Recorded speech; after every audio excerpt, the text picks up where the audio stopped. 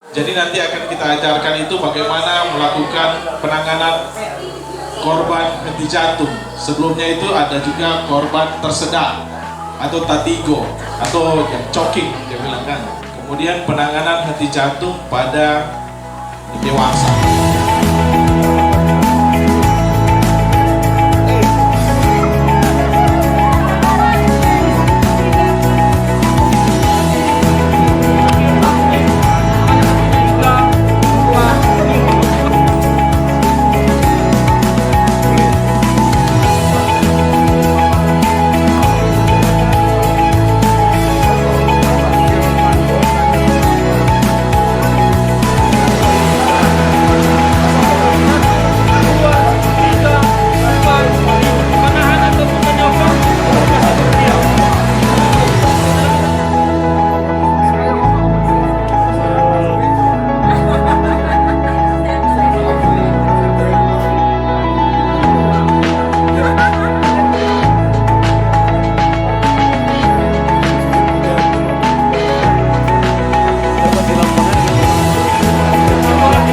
Ada kaki sunya bergerak yang lebih dulu orang selalu aja baking bateri ya kan, minta tolong buang waktu baking dulu, kasih hidup dulu pada dia, kasih bernafas.